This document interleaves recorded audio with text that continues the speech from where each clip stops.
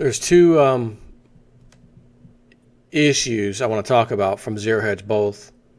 And I remember doing a video on this first one several months back, last year. The stupid Philadelphia soda tax.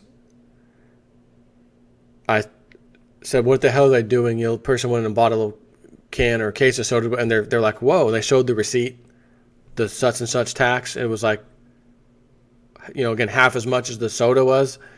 And they were like, this is not going to end well. The city needs tax money. We need revenue. This is our brilliant idea. We knew it wasn't going to work well. We knew it was going to be an absolute epic failure. And I'm absolutely pleased as punch, to announce that it was absolutely an epic failure. The numbers are in. The numbers are in. The data is here. How did it work out for that town? The government, that is, collecting that massive tax. Did the people put up with it? Or did they go shop somewhere else outside of the zone where the tax isn't imposed? And what has happened to the revenue the government was hoping to get? Zero Hedge. Philadelphia soda tax leads to a 30 to 50% plunge in sales and mass layoffs. If government could just stay the F out of our effing lives. Stop meddling with our affairs. Stop meddling with our lives. Get the F away from us. Things would be so much greater. When the founding fathers created this country, it was on a minimalist government approach. Now, government is the all-encompassing vampire squid like Goldman Sachs. Matter of fact, Goldman Sachs might be the head and brain of that vampire squid. When Philadelphia became the first U.S. city to pass a soda tax last summer, city officials were eagerly looking forward to the surplus tax-funded windfall to plug gaping budget deficits. And since this is Philadelphia, the occasional embezzlement scheme. Then 1 month ago, after the tax went into effect on January 1st, because that's when it was set to go, right? Remember? We showed the tax applied in practice, a receipt for a 10-pack of flavored water, which carried a 51% beverage tax. And since Philadelphia has a sales tax of 6%, and Philly already charges another 2%, the total tax was 8%. In other words, a purchase which until last year came to $6.42 had overnight become $9.75. So what happened next? Precisely what most expected would happen. Full-blown sticker shock and a collapse in purchases.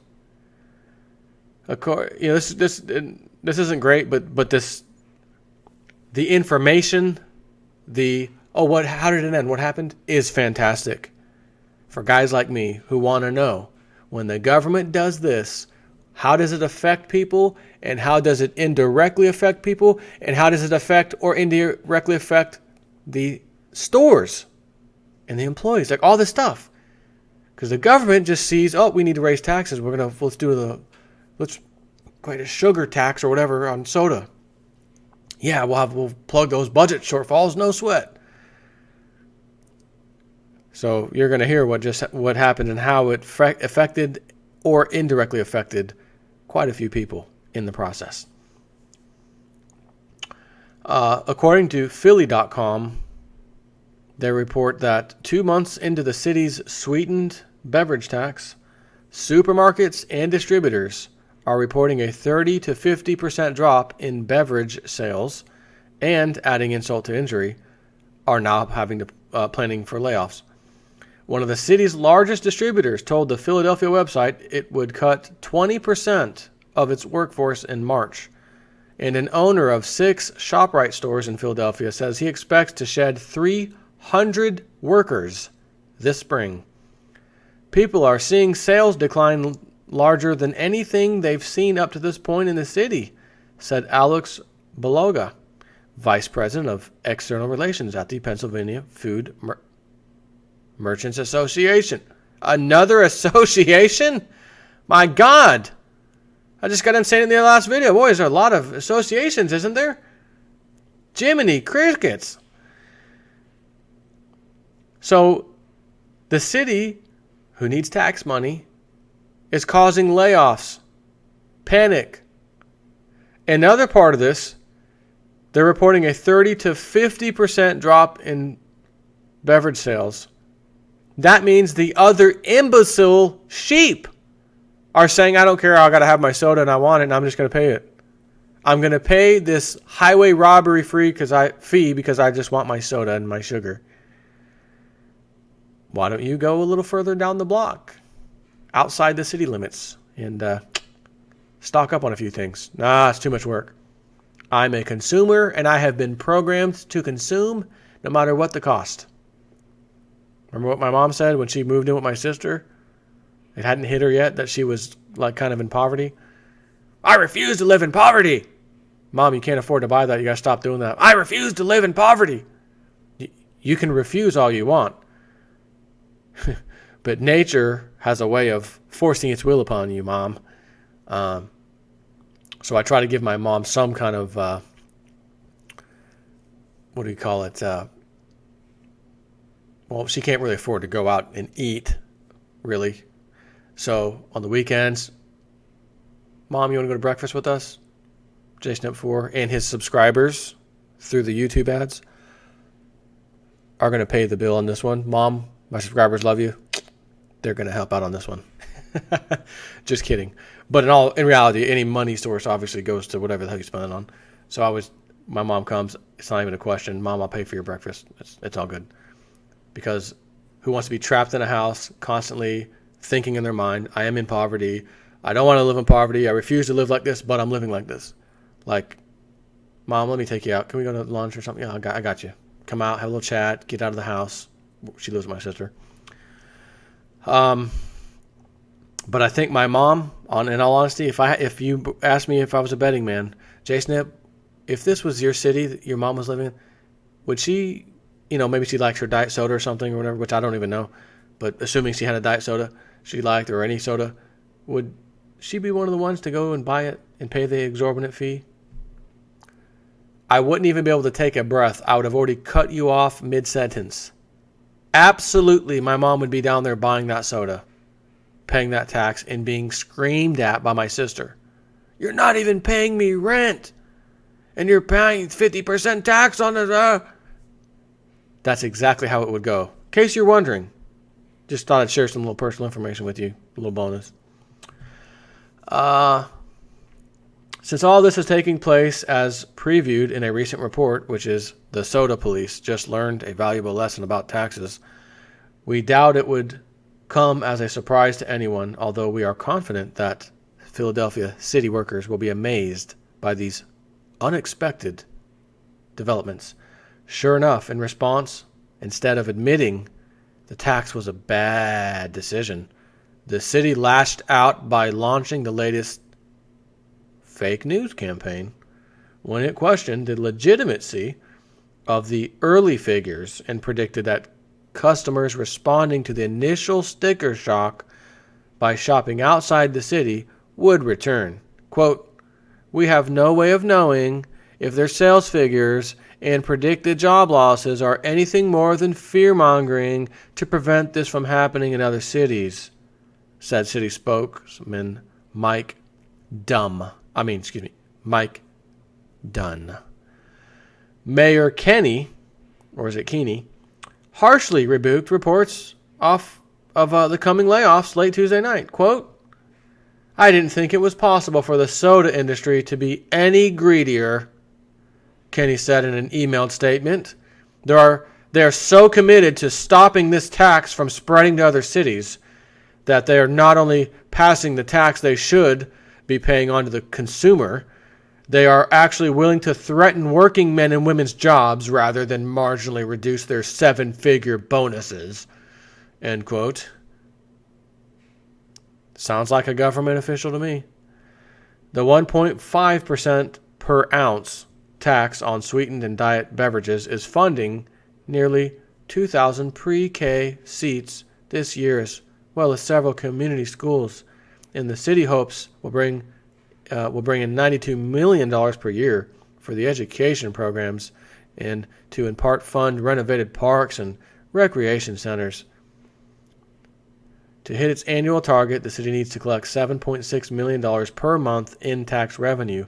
The first collection was due February 21st, but collection information won't be available till next month. Early projections from the city's quarterly manager's report predict only $2.3 million will come through. Again, it needs $7.6 million in the first collection. And Dunn says that figure is expected to rise, and the city still anticipates hitting its goal for the year. I'm going to wish you a lot of luck on that, you bumbling idiot government city employees.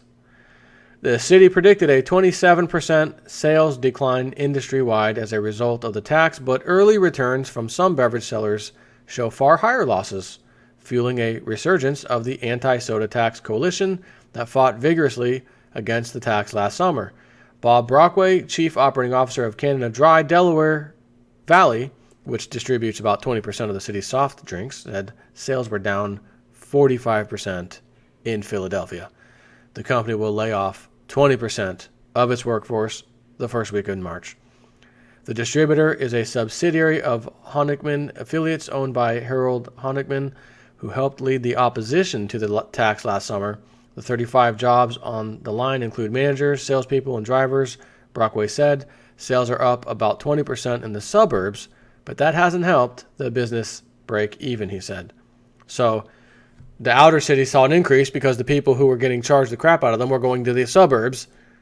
But even that's only a 20% increase, which means out of the 50% people who stopped buying the soda, 20% of them went elsewhere to buy it. The other 30% said, to hell with this, I'm not going to buy it. Which is a good health decision, but sucks for the employees and sucks for the city. Sorry, city. Sorry about your luck. And if you could just clean up the whole school system and tenure and pension and union and sitting on the board numbers, we've got the county school board number 1, school board number 2, 3, 4, 5, 6, 7, district 18, 19, 20, 20, all these cush jobs, huge payroll, pensions. Get rid of this crap. Get rid of these. Fire those people. And you won't even have to worry. Matter of fact, you'll be lowering taxes. You're going to make a massive announcement to the city folk. City folk, we're lowering taxes across the board next year because we're getting rid of this nonsense school board crap, which mostly is funded by your property taxes. Unbelievable. On the whole, the company's sales are down about 30%, Brockway said. We don't anticipate people coming back, he said. The situation is worse at other outlets. Jeff Brown, CEO of Brown's Superstores, which manages 6 ShopRite stores in the city, said beverage sales were down 50% from January 1st to February 17th compared with the same period in 2016. Again, that was to be expected, but what is more troubling is a 15% dip in overall sales at city stores, meaning that instead of merely reallocating funds, the tax has resulted in a net loss of purchasing power. Quote, people didn't change what they drink, Brown said. They changed where they're buying it, and the biggest loser, the city of Philadelphia. But it gets even worse. But wait, there's more. Since January, Brown said he has had to cut 6,000 employee hours, he said, and also said he suspects he will lose about 300 people, which amounts to 1/5 of his total workforce, voluntarily and through layoffs in coming months. To keep customers, Brown has ordered more tea and lemonade powders, which are tax exempt. He's stocking shelves with lower quantity sugary drinks. Like I say, how could you get lower quality sugary drinks? They're already crap. Lower quantity sugary drinks, which are easier to sell than the 2-liter bottles or 12 packs. Days Beverages, an independent soft drink distributor, has seen a steep decline in Philadelphia, offset by 50% boost in Camden, Wilmington, In Bensalem, owner David Day said. Day also distributes to 18 other states, but Philadelphia makes up 30% of his market. His carryout business has ballooned since the tax, he said. Day is a registered distributor with the city and required to remit a monthly payment on any taxed beverages that go on to be sold in Philadelphia. He sent payment in last week for deliveries he made through Philadelphia, but Day doesn't tax people coming in to buy soda directly from his warehouse. We're 1 block out of Philadelphia in Delaware County, and you can't imagine how many stores are coming to our warehouse and picking up our soda. I don't care what they do. They're coming here as a cash and carry. Our doors are open to everyone, he said. We don't police what's going on here. You got that right. Oh, you're charging a tax? Great. I'm 1 block outside the city. I'm the closest place you can go to get your sugary drink fix. I'm 1 block outside the city, folks. Come on in. Everyone's approved. Another loser, labor unions. Danny Grace, head of the Teamsters Union, representing many of the drivers, said members have seen pay cuts by as much as 70% because they're moving fewer products. Many of them have quit as a result. He did not provide specific figures. Not surprisingly, legal challenges against the soda tax persist. The Pennsylvania Food Merchants Association, in conjunction with movie theaters, restaurants, and supermarkets, is mounting a new Axe the Bev tax campaign this week. Participating businesses will hang up signs encouraging people to call their elected representatives. Some legislators in Harrisburg weighed in this month with an amicus brief calling on the court to overturn the tax. Within City Hall, legislators are taking a wait-and-see approach. Some council members have encouraged patience. Initially, people are upset and drive over the city line, but then they do the math and realize the cost of gas or the pure inconvenience just doesn't make it worth, Mr. Old Dunn said. Well, apparently not, because they're still doing it and they've had enough.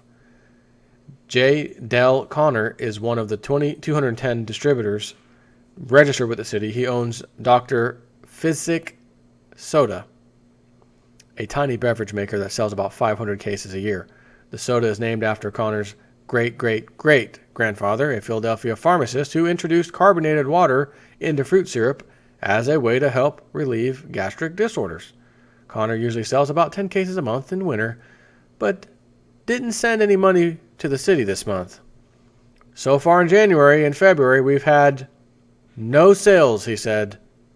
0. Again, government, get the F out of our lives. You know what the courts are going to find? Well, the city, the county, etc., they have the right to tax and create tax. There's no law that says they can't make an outrageous tax.